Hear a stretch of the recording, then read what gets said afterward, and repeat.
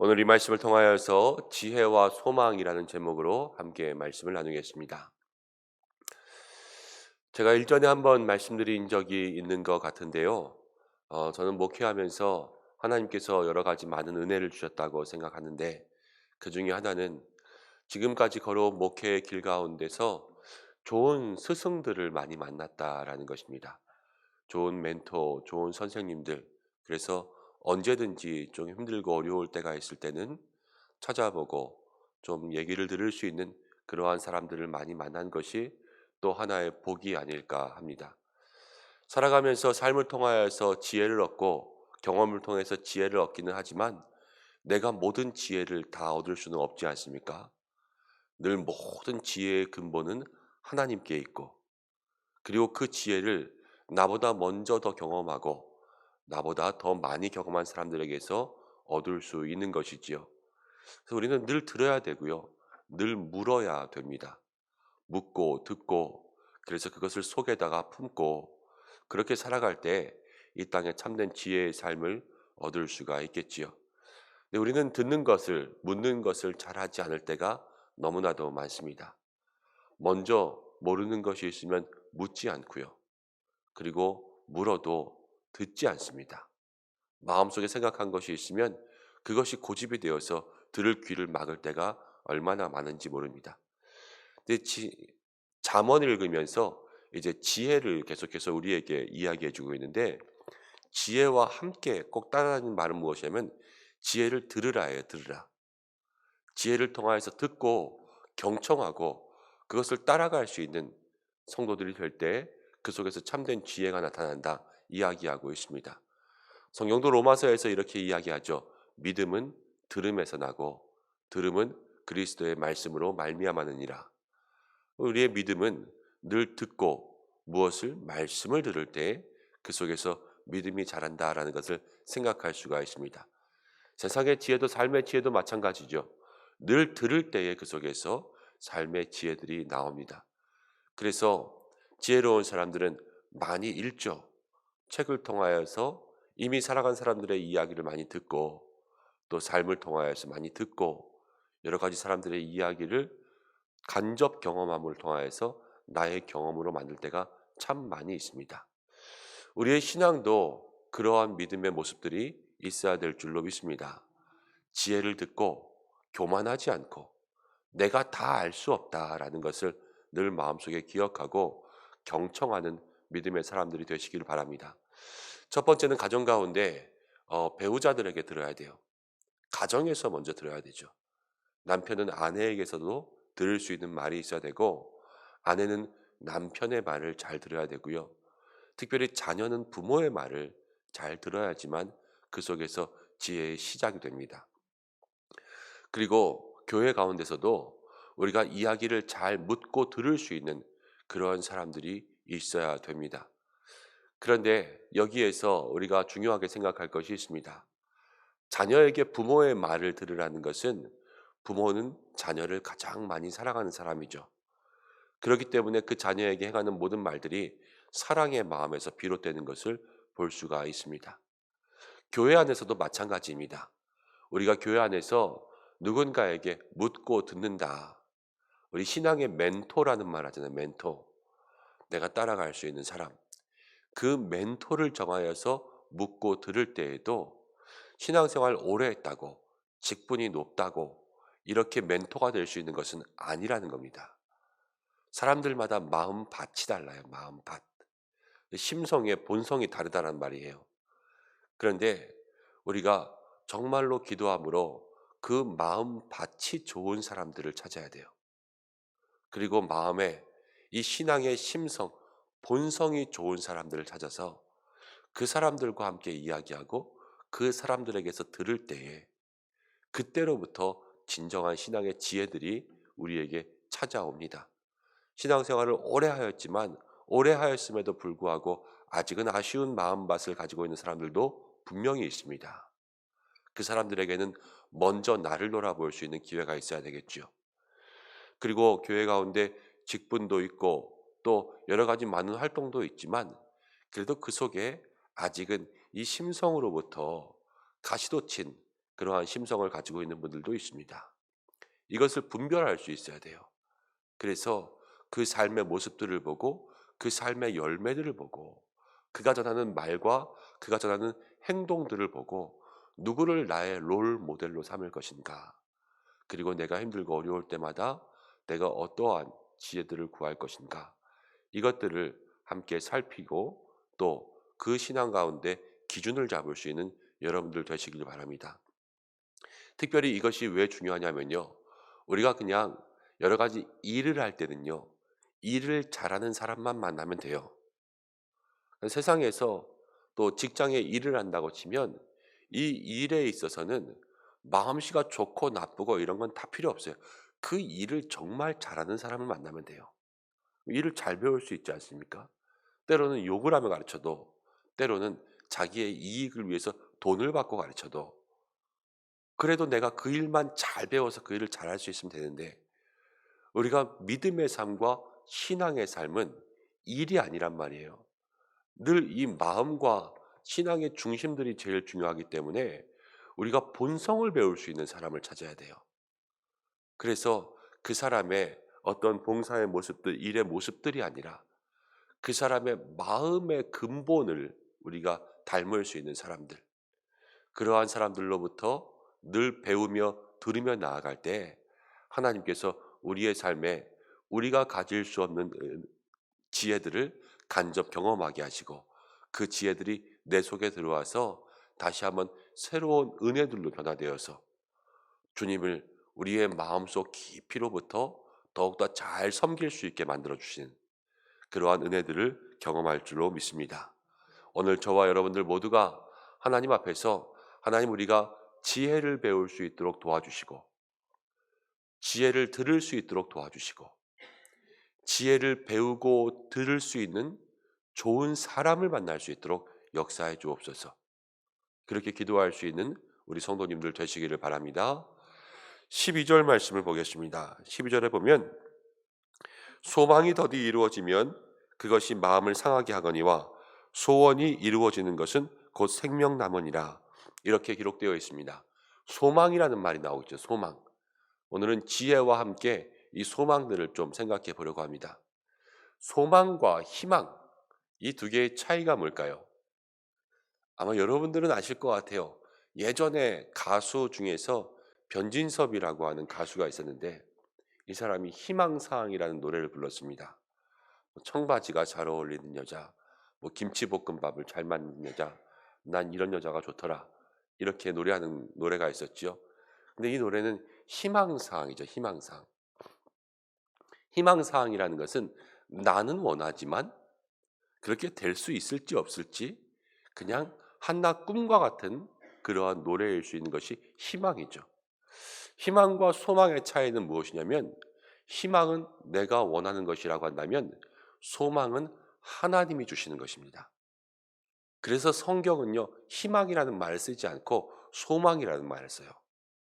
소망, 하나님께서 우리 가운데 주시는 하나님의 뜻과 하나님의 계획이라는 거죠. 우리가 살아가면서 로또 1등 되면 좋겠다. 이건 희망입니까? 소망입니까? 희망이죠. 내가 원하는 것. 그렇지만 우리가 주의 일을 감당하며 하나님께 영광 돌리는 것.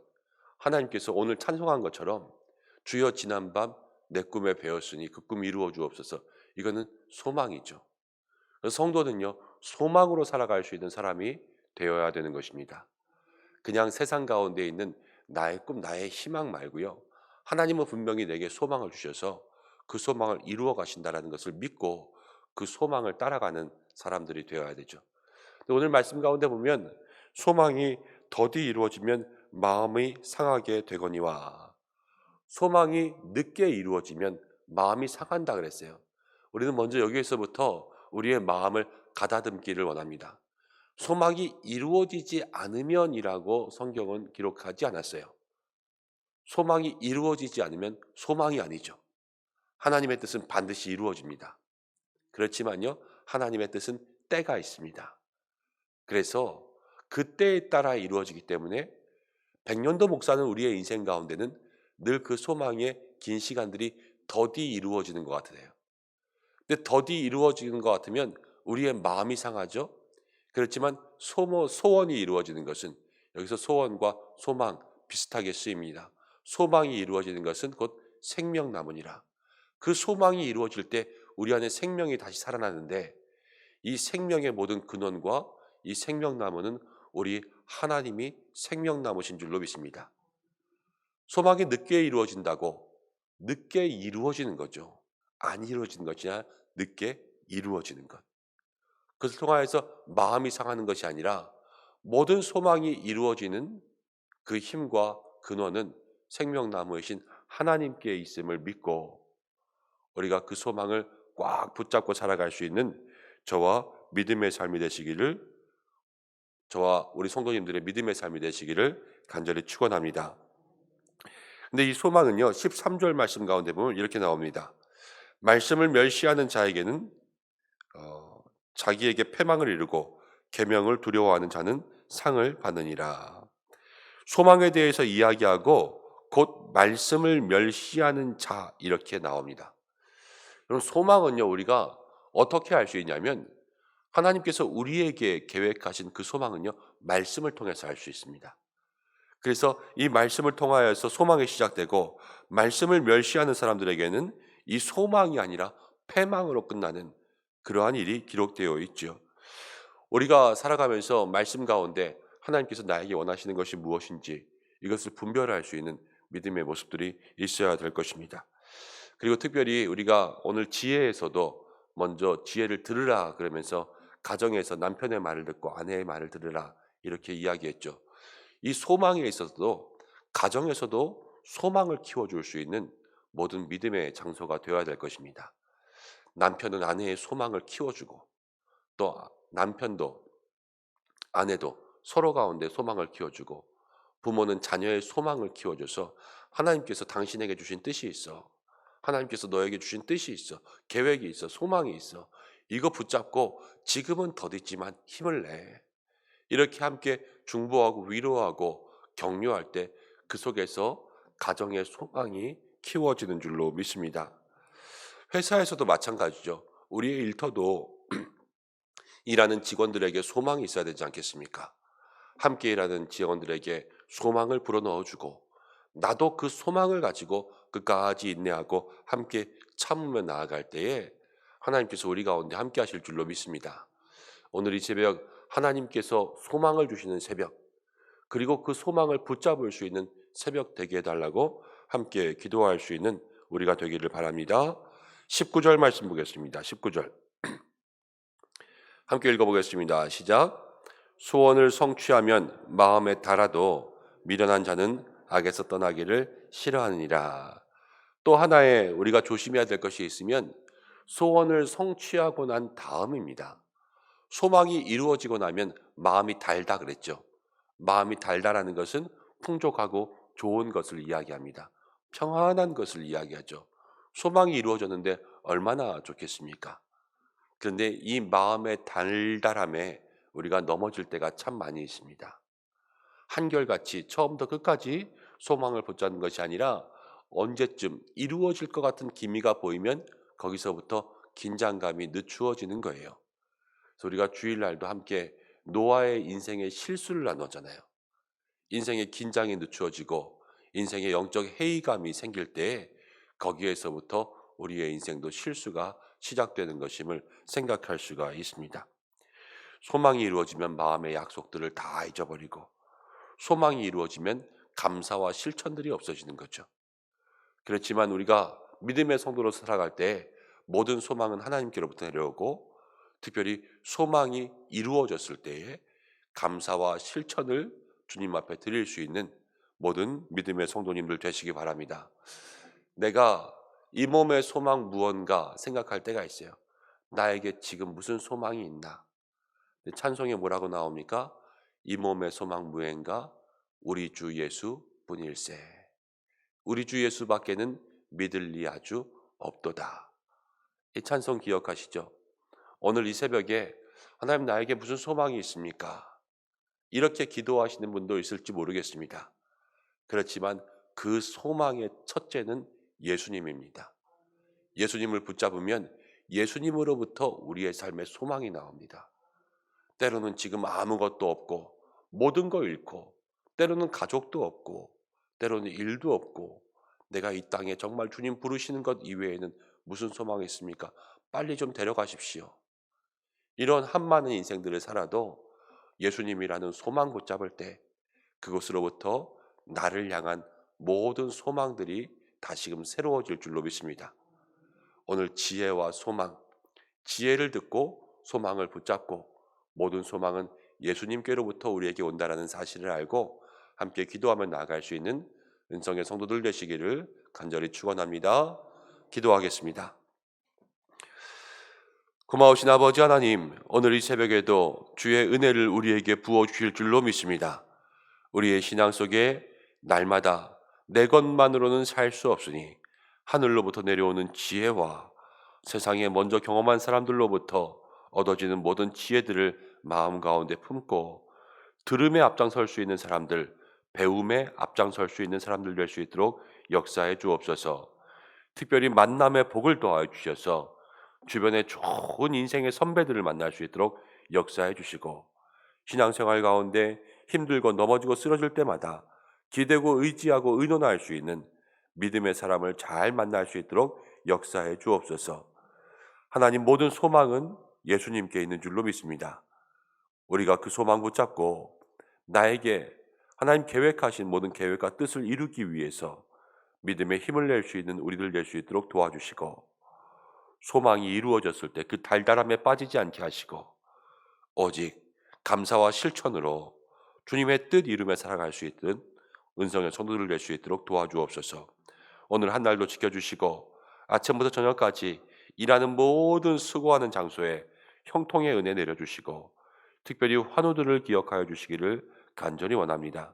한 사람 한 사람 아픈 모든 부위마다 주께서 함께 하시고 수술한 부위, 치료하는 부위, 또 항암을 하고 있는 모든 성도들 한 분 한 분 치료의 광선, 치유의 은혜 비추어 주옵소서.